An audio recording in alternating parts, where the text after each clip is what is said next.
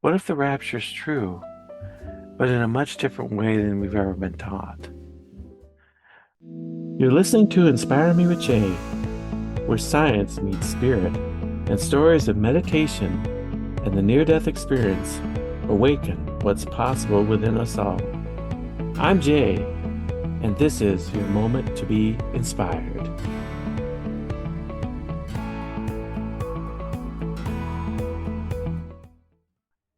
Welcome to Inspire Me with Jay. I'm your host, Jay Spillers, and I had been thinking about this for quite some time now, and especially lately. I don't know if you've ever heard of the concept of the rapture, but it's within Christian theology, certain groups, dispensationalists, historic premillennialists, that believe in the catching up of saints or believers, and then the tribulation hits. And usually it's like before the tribulation, or in some cases, sometime during the tribulation period, and then all hell breaks loose. But essentially, you're physically caught up to the clouds, caught up to heaven, and you're with Christ. You're taken out of the world literally, and that's the rapture.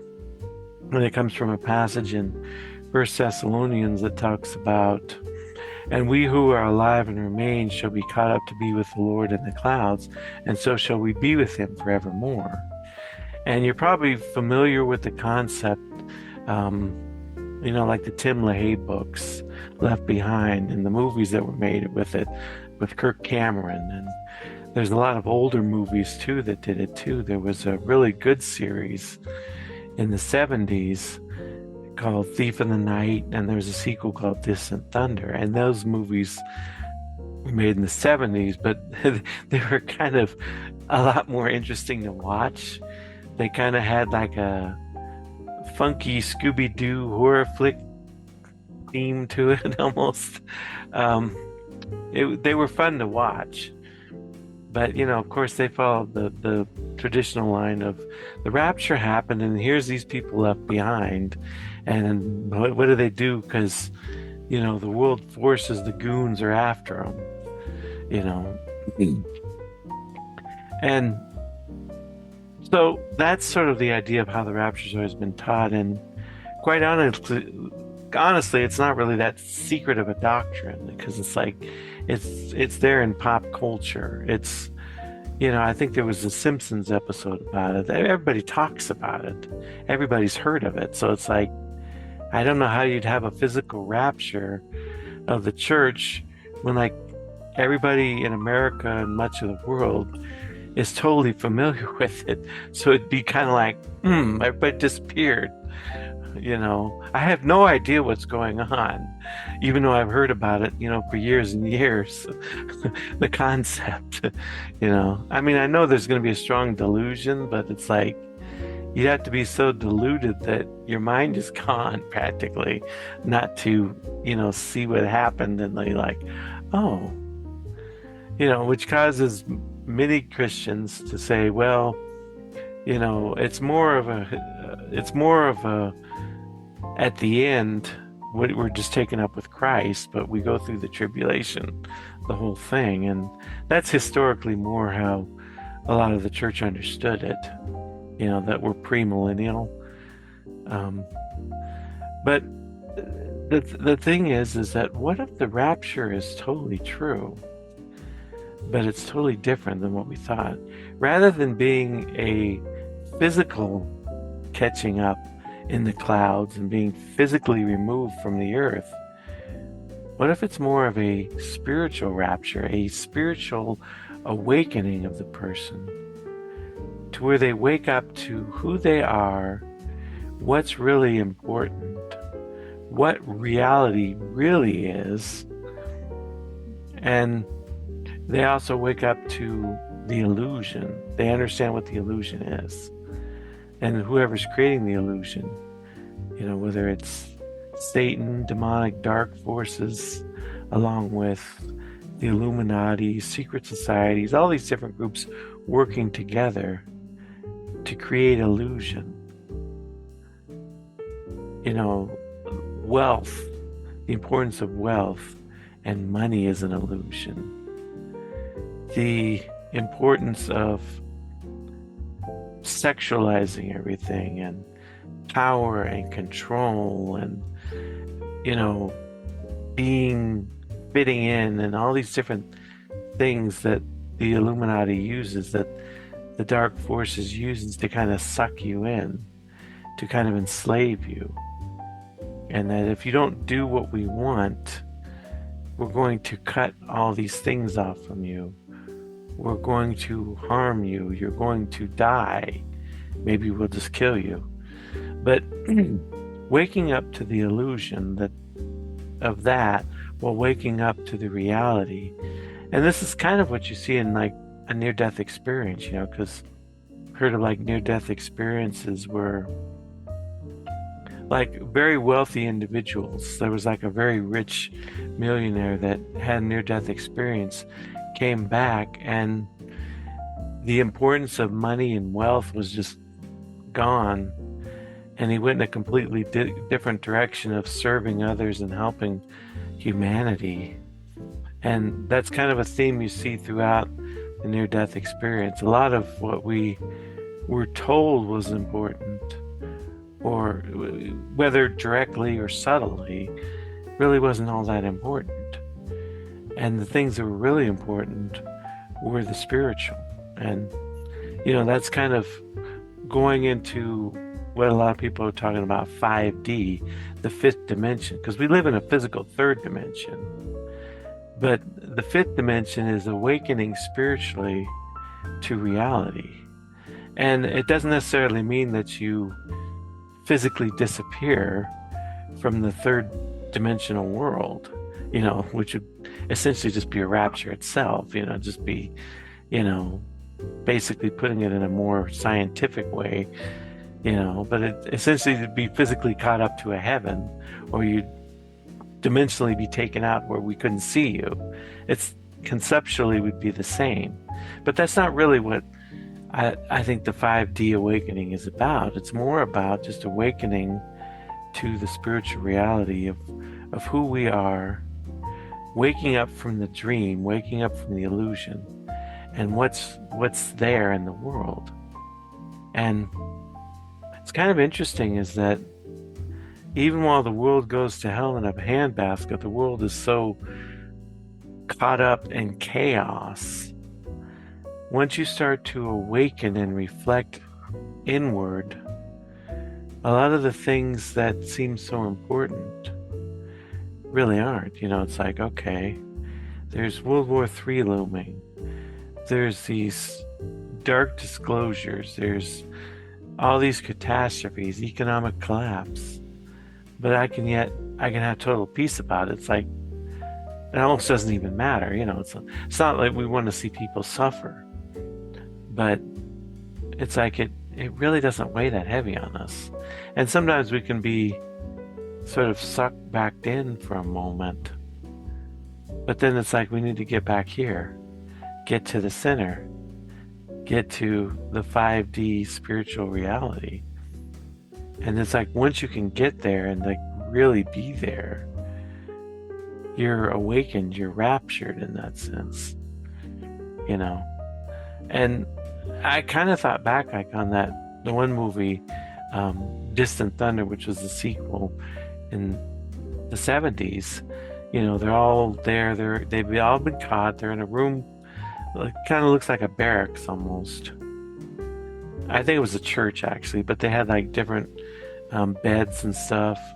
And, you know, they were like parading them out to the sanctuary and saying, well, if you'll take the mark and, you know, you can be set free and return to society, everything will be fine. And the people are there. The main people are like totally distraught and upset and like freaking out. But then it's like even the other ones that, you know, supposedly were in the know, that really believed, well, they weren't as upset, but they were still kind of distressed. You could kind of see it in their face, like, we're going to get our head chopped off at the guillotine.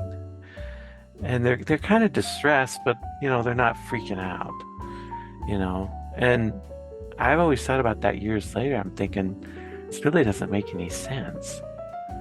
Because it's like, if you're awakened to the truth, you see supposedly as the movie's presenting it, that God is real and the scriptures are real and all of that.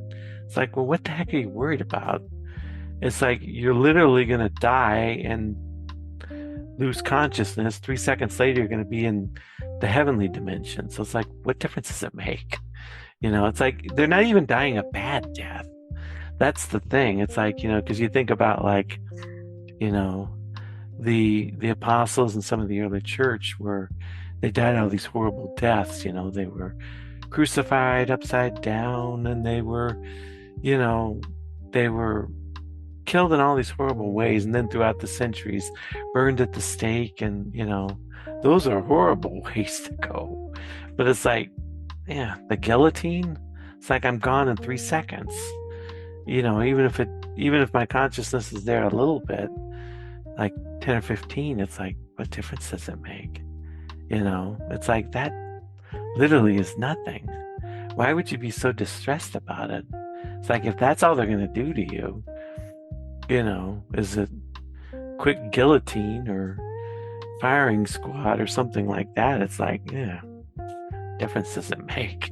It's not even worth, you're not even going to have, several minutes of agony. It's going to be like, yeah, because I mean, the reality is, it's like, if you got the guillotine or firing squad, you would probably lose consciousness before any pain would set in. And even if you start to feel a little bit of pain, you're going to be gone in like a couple seconds by that point. So it's like, what the heck are we even worried about? But it's like, it wouldn't even faze you. Honestly, I sometimes have thought too, it's like, well, what's the point of running from the goon squad? What they call it, like in that movie, Unite. Because if I just go up to them and then they go, chop my head off, then I'll be in another dimension. It's like, well, I'm trying to hide out and everything. I'm trying to get enough food. I'm trying to stay hidden. I'm like always on the run. It's like, it'd be easier just to like turn myself in, say, here I am. I'm not taking your mark. So, just, lop my head off and let's be done with it. I mean, it'd be easier, but I mean, just if they had really awoken to the spiritual reality, it's like, what difference does that even make? And I realize there's issues. This is sort of the sticking one. It's like, okay, for me and for, an adult, like your spouse or your siblings or parents, whatever, that are awakened, it's like, okay, cool, they'll be there too. But then you think about like young kids, like, oh, what if they get pushed away or they get taken away by the illusion and they're not awakened? And then you're like, ooh. But see, that's part of the awakening too, is that to realize that what is the essence of heaven and hell? What is the essence of all these different things? Heaven and hell is just dimensionally, vibrationally where your spirit is. So it's like, if your spirit is vibrating low, you're in the hell realms. If you're vibrating higher in love, light, compassion, where Christ is trying to take you, you're in the more heavenly realm. So even if your child is vibrating pretty low and is living in an illusion, eventually, at some point, they should start to vibrate back up again. I mean, you'd like them to be vibrating up here right now all the time forever. But even if they do vibrate at the lower realms, in the dark realms, eventually they're going to be here anyway. So it's like, I don't have to sweat it really. When you start to awaken to that, then it's like, oh, well, cool, we're covered, So it's like, yeah, it's all good. So that is the essence of what I'm talking about, the spiritual rapture, the awakening to what is real. And this is another point too that probably needs to be made, is that obviously the physical rapture doctrine comes from a segment within Christianity. But obviously religious affiliation doesn't even matter, because it matters more that you're awakened. So whether you identify as a Christian or as a Buddhist or as just a general spiritual person doesn't really even matter. Are you awake? Are you awakened to the reality and no longer under the illusion? That's what really counts. So the rapture isn't tied directly to religious affiliation or religious identity in that sense, what I identify myself as, And so that's an important point too. So it's like, as certain people start to awaken, whether they identify as Christian or Buddhist or whatever, then the rapture happens. And it's probably like, there's a passage in Revelation that talks about how, like there's different harvests, and not everybody goes on the same harvest. So it's kind of like, there'll be people awakening right now, and then the tribulation will roll out, and there'll still be more people awakening, and then later more people awakening. So it's kind of like a progressive, gradual harvesting of different people awakening or being raptured in that sense, rather than just a one-time, one and done, you're either in it or you're out. But it's more a matter of an awakening that's gradual over this whole time period. And of course, we present the tribulation in terms of like 7 years. That's sort of the literal understanding, but obviously the 7 years could be figurative, that it could be much longer than 7 years. It could be much shorter than 7 years. Or it could be 7 years exactly. But in that sense, it doesn't really even matter. It's like once you're awakened, you're good to go. I mean, it's like, would I hope that the tribulation is going to be as short as possible and cause as less damage as possible? Sure. And it's like, if somehow nations could resist the Antichrist and just kind of do their own thing and, have a better system in that sense. Like if the United States said, no, we're not doing the Antichrist stuff. Or if some other country said that, like Costa Rica or whatever, said, nah, we're just not doing that. We'll do our own thing. Thank you, Mr. Antichrist. That'd be great, It'd be like if they still have voting and, they're like, do you want to follow, John Paul, whatever, in Israel, who, because you're awakened, he's a crackpot. He's not a good guy. Be like, no, I don't want that guy. Let's do our own thing. Yeah. Because remember, the first guy that comes before Christ is the Antichrist. You don't want to be following that dude. And I think that's an interesting point about the Antichrist too, is that the Antichrist will appear good, will appear loving and compassionate, and will appear to do peaceful things and whatever. But if you're perceptive, I think there's going to be clues left that this isn't a good guy. There's something off about him. He's doing a few things here and there that aren't quite right. Like maybe he seems not right there, And it'll become obvious if you're awakened that, this guy is not who we need to be following. Maybe we don't know if he's the Antichrist or just an Antichrist, but we know there's something off about this dude, and we're not following his program. And, we're not going to be getting financial chips in our head or our hands, or we're not playing his system. We're not going to be worshiping the guy or doing any of that stuff. We'll be awakened to where we can see this guy as off